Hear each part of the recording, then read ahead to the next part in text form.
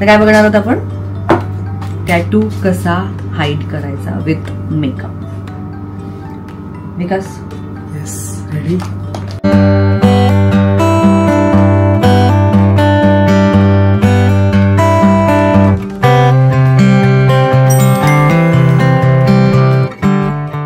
सो tattoo असा असतो की इतका स्किनवर तो डार्क आहे. एकतर ऍक्टर्स खूप विचार करूनच टॅटू करतात, पण हा मी एक खूप इमोशनल क्षणी भावनेच्या भरात मोस्टली टॅटूज तसेच केले जातात. आपण खूप एखाद्या गोष्टीला जेव्हा खूप जास्त अटॅच्ड असतो आणि मनापासून वाटत असतं तेव्हाच टॅटू होऊ शकतो, तर अदरवाईज तोपर्यंत भीतीच वाटत राहते टॅटूची. तर हा मी असं माझ्या एका वाढदिवसाला गेला होता, आई बाबांसाठीचा टॅटू. आता मराठी टेलिव्हिजनमध्ये ना हात इतके वापरावे लागतात, नमस्कारच करतोय, काहीतरी करतोय, डोक्याला हात लावतोय, तोंडावर हात ठेवतोय किंवा काहीही, तर हा भाग विजिबल होतोच होतो. त्यासाठी ना हे हाईड करावे लागतात.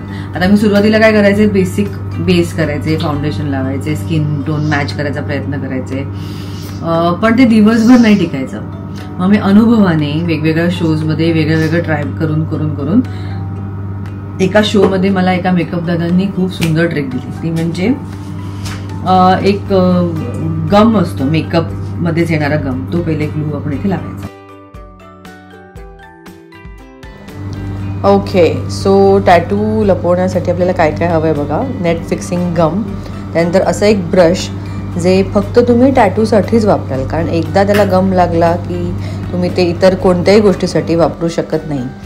हा बघा, हे आपण असं एकदम थिन लेअर लावलाय, एकदम पातळ, म्हणजे क्राफ्टला आपण गम लावतो तसं नाही वापरायचं आहे. खूपच एका थेंबापेक्षा पण छोटीशी क्वांटिटी घ्यायची आणि ती टॅटूच्या वर लावायची. त्यानंतर वेळ आहे फाउंडेशन किंवा बेसची. आता मी जो बेस वापरला आहे तो आहे क्रायलॉन बेस. मला जी शेड मॅच करते ती मी लावायचा प्रयत्न केलेला आहे. तुम्ही कोणत्याही प्रकारच्या कोणत्याही कन्सिस्टन्सीचा बेस, फाउंडेशन, लिक्विड फाउंडेशन वापरू शकता. क्वांटिटी अगदी कमी लागणार आहे. And here you can see बऱ्यापैकी हाईड झालेला आहे हा माझा ओरिजिनल टॅटू आणि हा लपवलेला टॅटू. बेस आता हा दिवसभर टिकण्यासाठी, हा सेट होण्यासाठी आपल्याला गरज असते ती पावडरची. And here we go.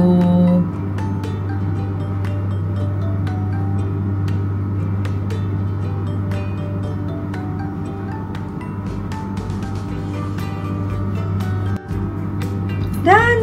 Can you see the difference? म्हणजे मला रात्री लिटरली मी जो मेकअप रिमूव्हिंग क्रीम आणि जे वापरते जे काही प्रोडक्ट्स, ते त्याने मला हा टॅटूवरचा मेकअप काढावा लागतो.